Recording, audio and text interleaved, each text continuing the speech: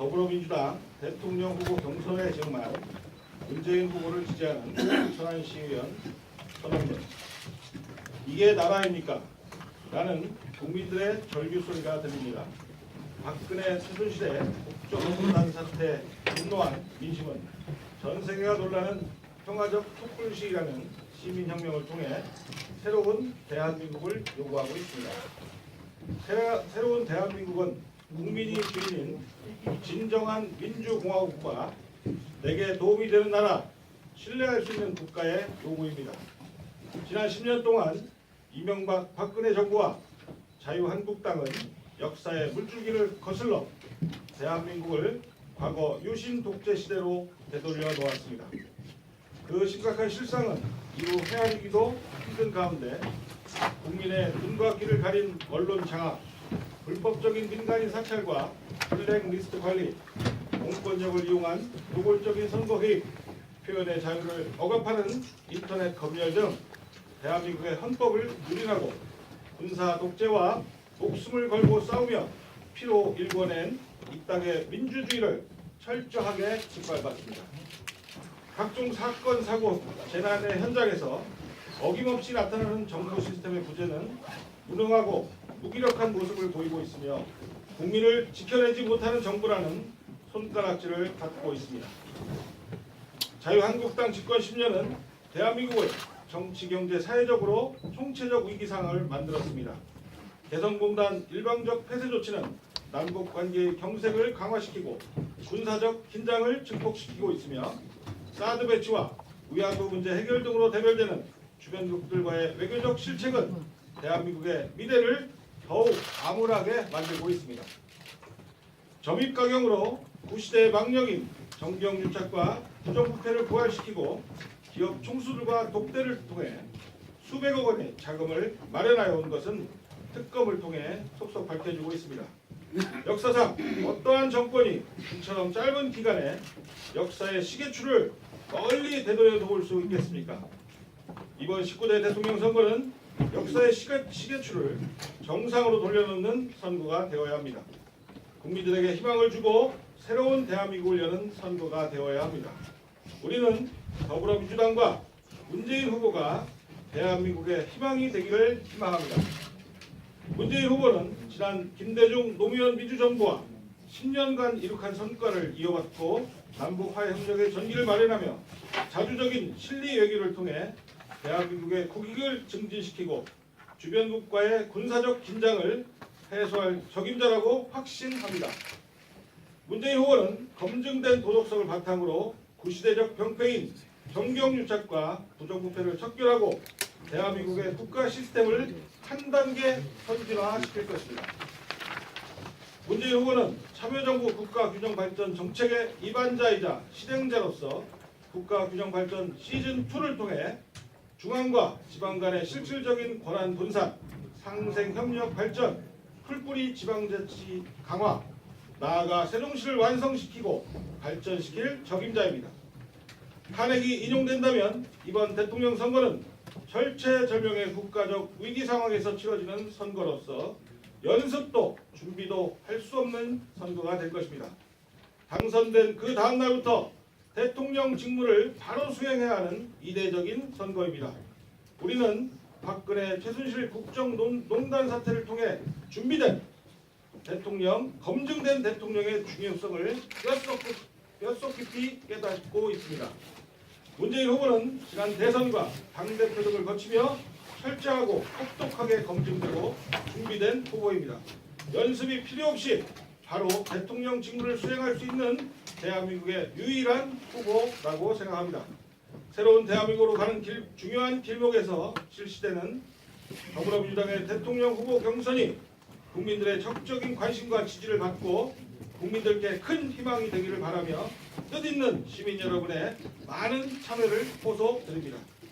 우리는 현실의 암울하고 절체절명의 상황에서 실시되는 엄중한 더불어민주당의 당내 경선의 의미를 되새기며 비장한 각오를 담아 다음과 같이 선언하고자 합니다.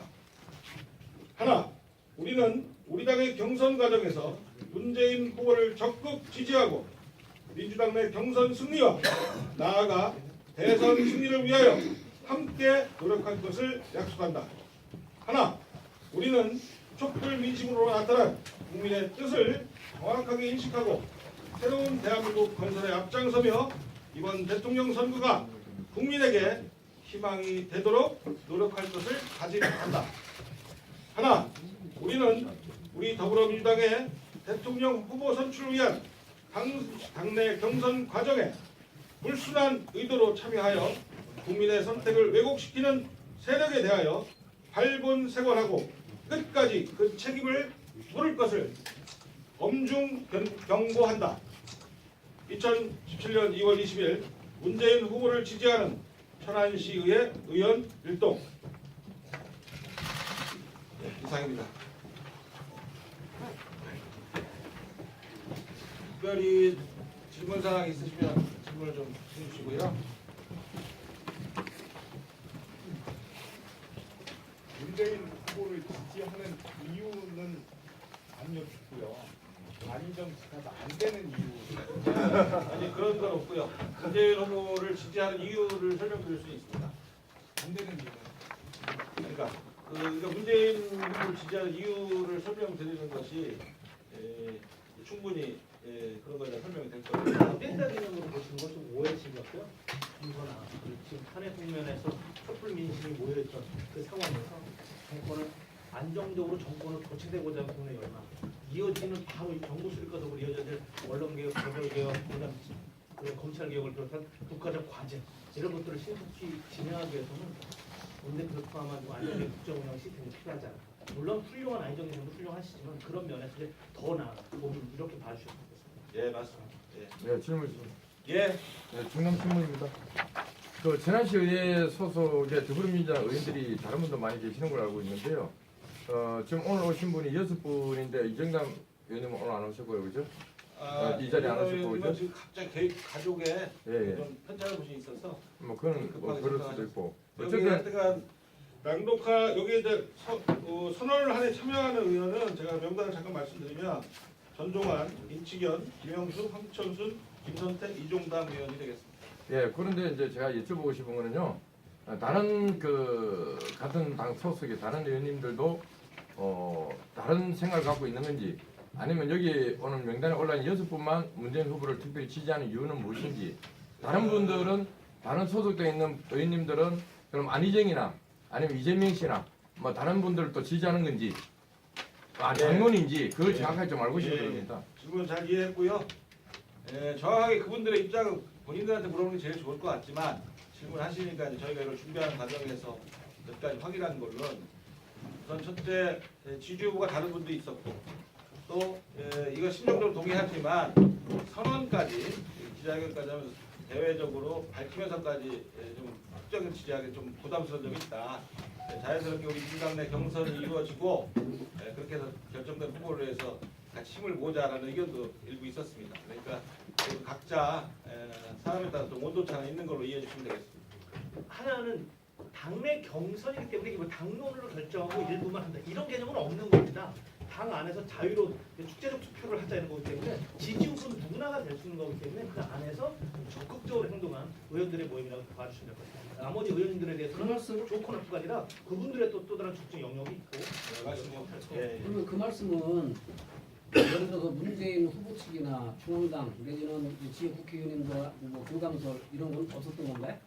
그거는 제가 이제 그런 의심을 해결하시는 분들이 있는 것 같은데 분명히 말씀드리면 제가 아는 우리 천안의 지역 위원장 급에서는 각자 당원들이 갖고 있는 당내 후보, 당 밖에 있는 후보를 지지하는 것에 대해서는 뭐 당 안에서 용납되는 분위기 분명히 아닙니다만 당내에서 거론되는 후보를 갖다가 적극적으로 돕는 행위에 대해서는 되게 자유롭게 하고 그거에 대해서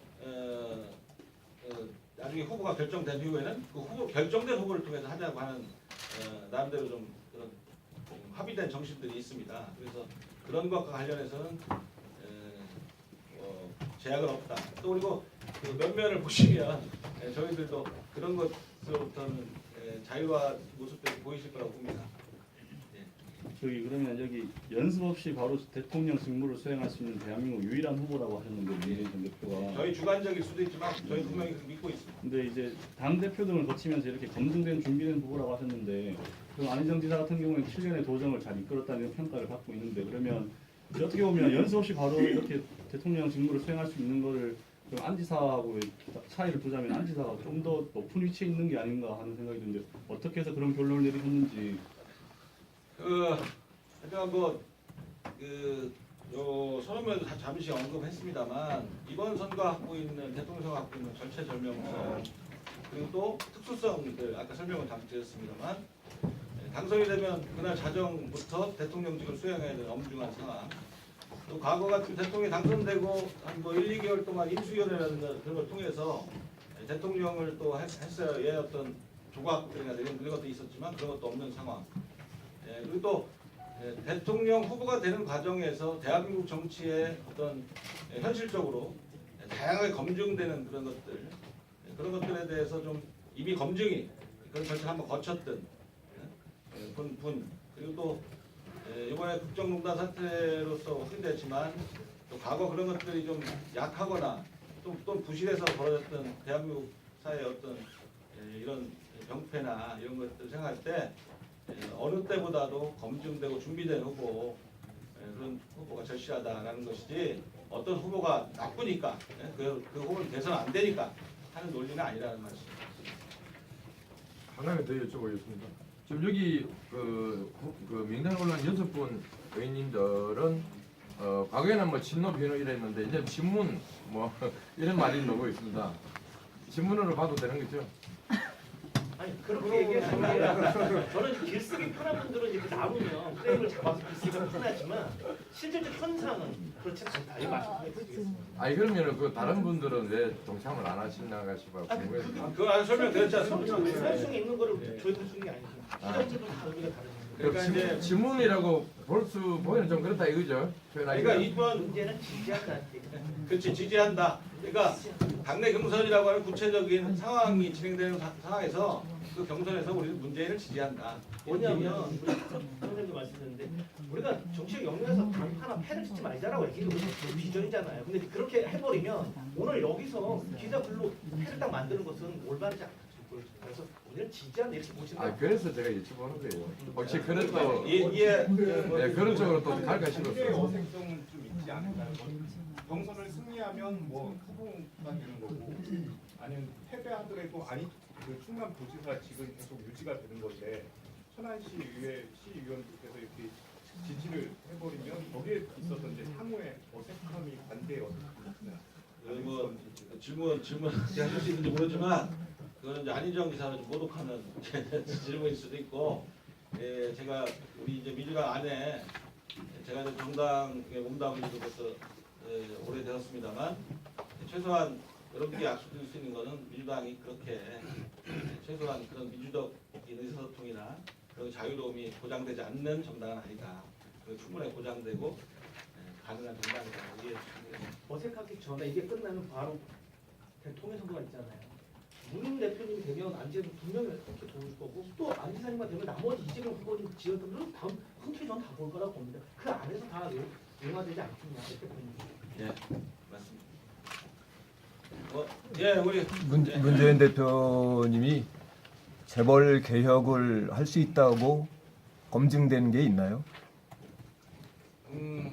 일단 재벌을 개혁한다고 하면 근본적인 얘기를 하자면 좀 이제 그런 자리는 아닐 수 있습니다만 자유로운 사람이어야 될 것 같습니다.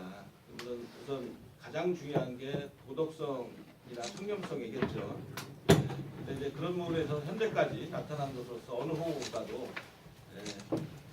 대한민국 정치의 어떤 현실적으로 정치를 하면서 어떤 기업으로부터 손을 벌려야 되고 하는 그 과거의 구조들이 분명히 있었고 그것도 자유로운 사람이 진짜 얼마나 있겠냐라고 하는 현실적인 질문을 했을 때 지금 현재까지 저희가 믿기로는 문재인 후보는 자유로운 후보다라고 하는 믿음이 있습니다.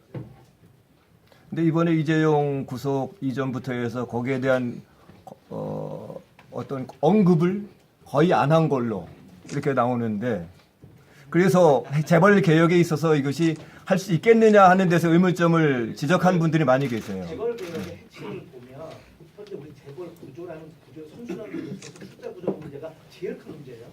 예를 들면 이부진 씨가 신라호텔 사장이라지만 이부진 씨는 신라호텔 주식 한 주값 있잖아요. 이재용도 다 이런 순환 구조를 바꾸는 것에서 정책적으로 문재인 후보는 지지하고 동의하고 있다. 정책적 방향을. 이게 제일 중요할 것 같아요, 제가 보기에는. 근데 이제 재벌 개혁 굉장히 많은데 그걸 여기서 하나씩 맞아요. 그 적절 잘 생각하고 논란이 오는데 말씀- 그렇게 방향을 간다. 예, 말씀하시죠. 김성명의 서울 기자입니다.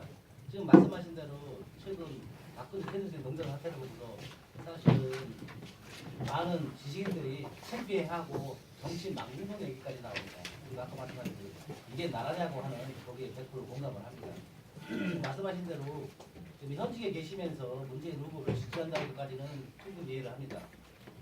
근데 국민들이 생각할 때 우리 또 시민들도 마찬가지고 이 국정 농단의 근본은 책임지지 않는 정치인들 때문이라는 그런 문제들이 제기되고 있습니다. 혹시 여기 나와 있는 현직에 계신 6분 우리 의원님들 앞으로 정치사 어떤 활동을 계속 하실 것 같은데 우리 문재인 후보가 당선돼서 대통령에서 지지할 때 만약 문제가 생기면 그때 추천했던 사람으로서 책임지고 어떤 책임을 지실 의향이 있으신지. 예, 그것까지 포함해서 고민하겠고요. 말씀하신 대로 대한민국에는 현실 말씀하신 현실은 어느 누구도 자유롭지 않다고 생각하고 우리가 지금 얘기하는 것은 대선을 통해서 새로운 대한민국에 대한 비전을 가지고 희망을 가지고 새로운 나라를 만들어 보자라고 하는 거에 전 국민적인 관심이나 바람이 모아지고 있다고 이해하면 될 것 같습니다.